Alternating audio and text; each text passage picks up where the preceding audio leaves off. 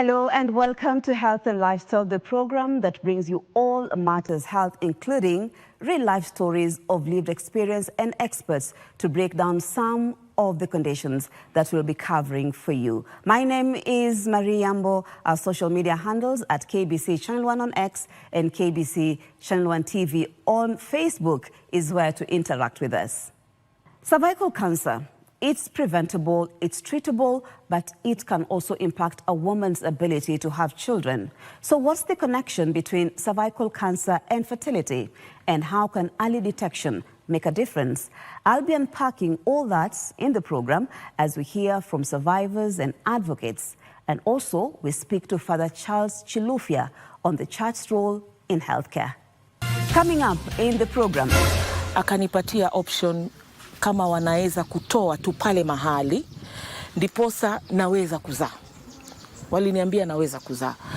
Lakini chances ya ugonjwa huu kurioka, yani kujirudia, inakuwa juu. From survivor to advocate, we bring you the inspiring story of a cervical cancer champion. Early detection, early diagnosis and treatment can't lead to infertility. Can women still get pregnant after cancer? We explore how cancer and its treatment can affect fertility. It is true that prayer is effective and just healed people and there were miracles, yeah? But it is very true also that God has given us knowledge, scientific knowledge. And the church and healthcare, an unseen force. We highlight how faith communities are stepping up in the fight against cervical cancer. First things first, Emily Wekesa is a mother, a cervical cancer champion, using her story to raise awareness about cervical cancer and the HPV vaccine. Her journey began in 2020 during the height of the COVID-19 pandemic, when what she thought were just painful, irregular periods turned out to be something far more serious. Let's hear her story. Kabla nijulikane kuwa nina hii shida, nilikuwa siku zangu za hedhi. Zilikuwa ni siku ambazo hazikuwa za kawaida sana. Nilikuwa napata siku zangu maybe mara 2, mara 3 kwa mwezi, na zinapotoka zilikuwa zinatoka nyingi. Mwaka wa 2020 wakati wa COVID, huo mwezi wa pili ilikuja kwa fujo sana. Kwa hivyo nilipata hedhi zangu zikiwa si za kawaida na ule uchungu ulipitiliza. Nikaweza kwenda hospitali. Nilipofika hospitali nikapitishwa kwa vipimo vingi. After multiple tests, she received the news no one wants to hear. Baada ya wiki chache nikaweza kugunduliwa kuwa nilikuwa na saratani ya shingo ya kizazi, ambapo nilikuwa nimefika stage 2D. Mara kwanza nililia na ule daktari alinisikia nikisema mimi najua nafa. Maanake nilikaa na nikajikataa kujikubali, na nilikuwa nakaa naona sanduku langu linavyopitishwa na akili yangu iliruka. Nikaanza kuandika my eulogy, I started preparing my own funeral. Nikasema nikienda watu wasipate tabu, acha nifanye yale ninaweza fanya, pia niache nimewatayarisha. Kwa hivyo wale madaktari waliweza kuniambia ugonjwa huu unatibika. A sickle cell trait had already weakened Emily's immune system, and despite this, she endured a grueling treatment that included chemotherapy, radiotherapy, blood transfusions, and eventually surgery. Huyu mnyama aliponivamia, daktari aliweza kunipatia option. Akanipatia option kama wanaweza kutoa tu pale mahali, ndiposa naweza kuzaa. Waliniambia naweza kuzaa. Lakini chances ya ugonjwa huu kurioka, yani kujirudia, inakuwa juu. Na ya pili, wanaweza kutoa kizazi chote ambapo sitaweza kuzaa, lakini chances ya ugonjwa kurudi pia inashuka, the percentage zinashuka. Nani anataka urudi jamani? Kwa hivyo hapo niliamua, na mimi na mume wangu, sikuamua peke yangu, kwa ajili ya hali, na Mungu ametujalia watoto wawili, tukasema tutashukuru. Kwa hivyo nikaweza kutoa kile kizazi. Emily says the experience was the most painful of her life, but also a turning point. Hakika ilikuwa na maumivu makubwa sana. Mwili wangu ulibadilika. nilipoteza vitu vingi, nilipoteza wakati mwingi, lakini namshukuru Mwenyezi Mungu, leo nipo na bado naweza kushuhudia kwa ugonjwa huu unatibika, bora ugunduliwe mapema. Now in remission, Emily is determined to spare others the suffering she went through. She spreads the word about the HPV vaccine, which can prevent cervical cancer before it even starts. Kama vile tunavyoambiwa, cervical cancer, it is the only cancer which is preventable. Hii ni saratani peke yake ambayo imeonekana kivipi? Jambo la kwanza kwa hawa wasichana wetu, manake sisi hatukuwa na hiyo opportunity, ni HPV vaccine. HPV vaccine ndio mwanzo wa kuzuia saratani. Na haya yote yanayozungumziwa mtaani ni kutofahamu. Lakini naomba kuambia watazamaji ama wasikilizaji hivi, HPV vaccine inasaidia huyo msichana. Haina virusi vya saratani, ila inamsaidia yule msichana kuboresha ile immune system, kinga yake ya mwili iwe nzito. Emily's generation was not lucky to have the access to the HPV vaccine, and her own experience, she hopes, could serve as a reminder for mothers and guardians to have their daughters vaccinated. Manake mimi na imani ningegunduliwa mapema, singechukua muda mwingi kufanya haya matibabu, ningechukua muda mfupi na mabi singepitia makali yote ya radio, kimo na kutolewa uzazi. Mimi ningeomba tu wazazi tuweze kupatia nafasi wasichana wetu waweze kupata hii vaccine. Hiyo ni la kwanza. La pili, pia wasichana wenyewe waweze kuelewa iwapo watapata isikuwe wanapata HPV vaccine lakini hawana maelezo zaidi. Wamepata ndio, alafu waone wako na kinga basi waende kufanya yale maneno. Hapana, waweze pia kupata, waelimishwe. When we think about health, we often picture doctors, nurses, hospitals, and medicine. But there's another critical partner in the health space that sometimes goes unrecognized. The church, that is. In Kenya and in many African countries, the church operates up to 60% of health facilities, including hospitals, dispensaries, clinics, and laboratories. That makes it one of the most influential players in ensuring that healthcare is not just available, but also accessible as a fundamental human right. Father Charles Chilufya is the director of the Africa Health and Economic Transformation Initiative, AHETI, a Pan-African faith-based initiative, and he explains how the church works in providing healthcare across the continent. We bring together actors who are in the hospitals, who are in the clinics and on the ground, working with people, and we work on programs in that regard. But we also bring actors who bring the knowledge, the analysis to the field of health. And also those who, using the knowledge and the concrete action on the ground now, build advocacy to ensure that we are in countries, but also on the continent and globally, to ensure that health is indeed accessed by all and quality health. One of the most pressing challenges today is cervical cancer, a disease that affects thousands of women and girls, often in silence. Beyond the physical toll, many face stigma, loneliness, and financial hardship. Some even begin to ask, why me? This is where the church steps in, not just with medicine, but with prayer, counseling, and advocacy. The church is very present in the field of health at various levels. The church, as we know, runs various infrastructure places and outfits to provide health. Hospitals, clinics, dispensaries, and several outfits. Yeah? We carry the mission of Jesus, who went about preaching but also healing disease. He came to confront things that impede human dignity and human life, including disease. He cured, he healed people. And we carry that mission from various perspectives, including leveraging and using medical science because the church believes in the relationship between faith and reason. They go together. And reason or medical science provides us the know-how, the knowledge in regard to how we deal with disease. And that's why the church has laboratories, the church has hospitals, the church has clinics, dispensaries, and all manner of things. Cervical cancer and cancer in general is a very serious disease that demands a lot of interventions other than medicine. It requires a lot of money, for example, to buy medicines and to ensure that the person has the requisite help, the medicines, the food, and several other things. And also the support.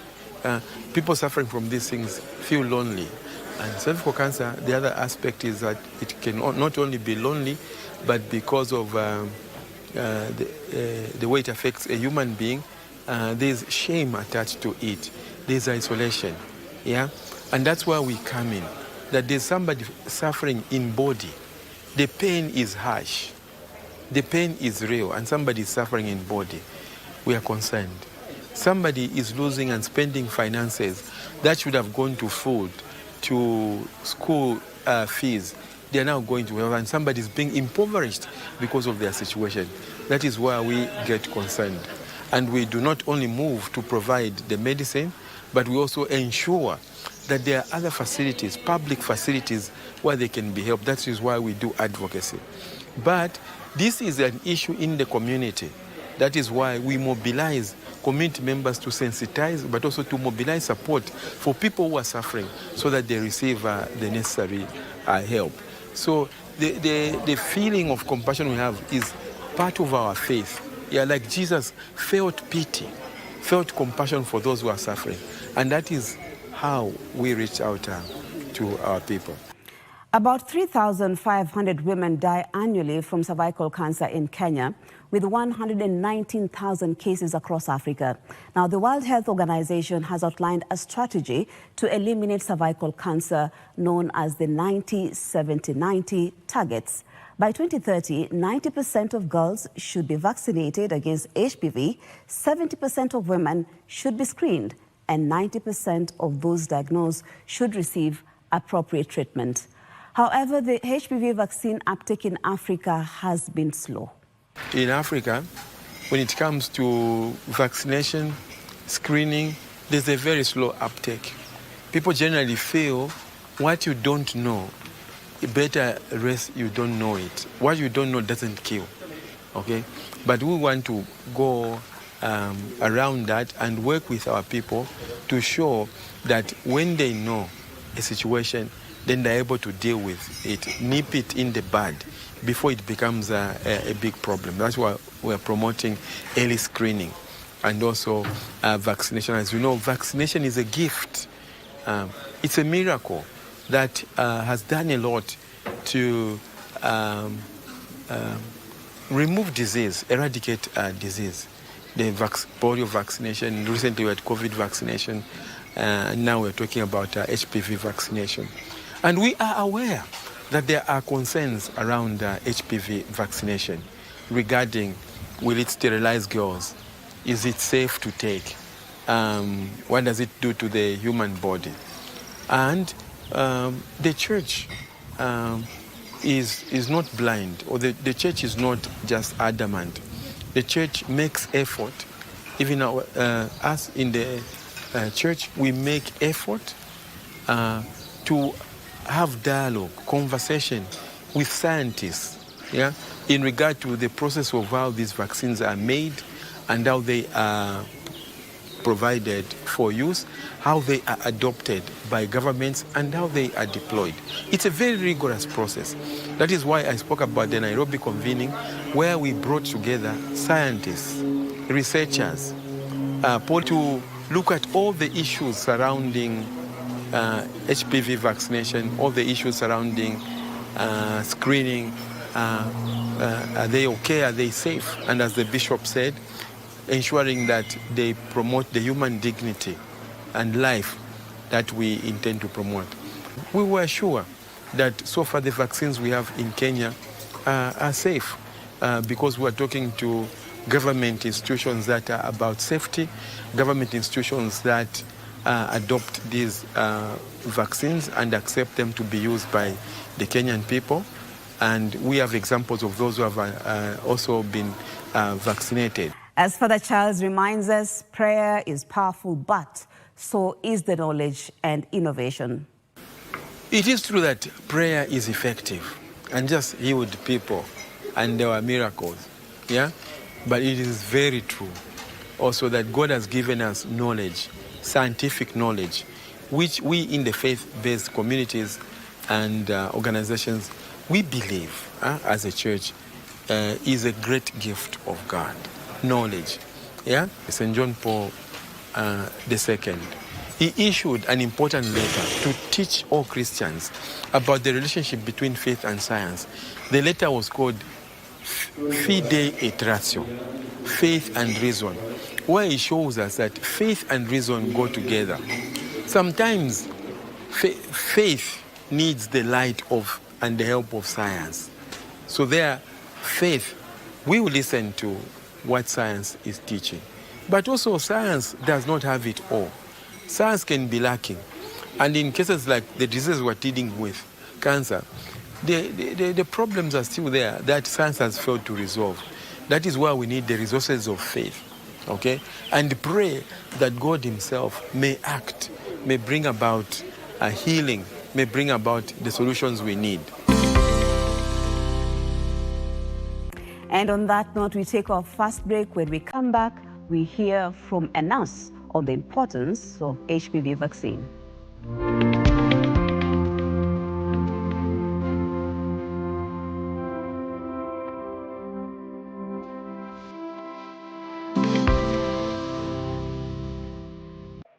Welcome back, and thank you for staying with us. The impact of cancer on a woman's ability to get pregnant really depends on the type of cancer and the kind of treatment she receives. If the cancer is detected early and treated promptly, many women can still conceive and carry a pregnancy. Skofi Ombasa is a registered nurse, and she explains. Early diagnosis of reproductive health, and we find that she's in stage 1 or stage 2, and we start treatment.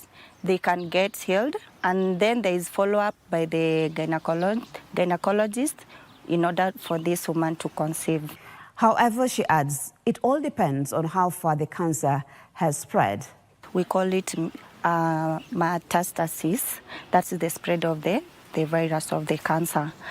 And that's why I said earlier, early detection, early diagnosis and treatment can't lead to infertility. What can lead into infertility is late diagnosis and the type of treatment of this woman is getting. If one is getting treatment like radiation, they are too strong for this woman even to conceive the baby. Maybe if she conceives, she can't carry the baby to term. Then there is hysterectomy. The hysterectomy is the removal of the uterus. So definitely this woman can't get pregnant. Skofi also highlights a major concern, the low uptake of HPV vaccine in many communities. Okay, the uptake of the HPV vaccine is low. Reason being, there are myths and conception out there. Others are saying their family planning method. Others like brings infertility. So there is myths and conception out there. There is lack of knowledge. There is lack of awareness to our mothers, to our parents out there. She explains that the HPV vaccine, the human papillomavirus vaccine, is designed to protect girls from certain types of viruses known to cause cervical cancer and other conditions. Yeah, so it's an immunity acquired. It's like you get a flu vaccine to protect you. So when you have the vaccine, the side effect won't be severe. So when you receive the HPV, all our girls get the HPV virus and get infected of the HPV virus, the immunity will detect we are familiar with this virus. So it will get rid of the virus. The vaccine is given as an injection for girls 9 to 14 years, free of charge in government health facilities. So the HPV vaccine, it comes with one dosage in a vial. So we inject at the hand, the deltoid muscle. You receive a jab. So side effect, there are others who can have the side effect, and the others who don't. Maybe feel the heaviness of the hand, or mild pain. Vaccine is an essential step towards a healthier future, and she has a message for parents. The importance of it prevents or protects our young ladies in the future from cancer. So in 2040, we want to reduce the number of cervical cancer cases in our community, in our country. So if we get this age gap and we inject them, I believe we are going to reduce those cases in future. We've come to the end of the program. As always, thank you for your time and your company, and for always participating in the program. My name is Marie Yambo, and on behalf of everyone who made this program possible, of course, the production team and our guest, Father Charles Chilufya, Emily Wekesa for sharing her story, and Nas Skofi Ombasa. Until next time, my name is Marie Yambo, and I hope to see you again next time.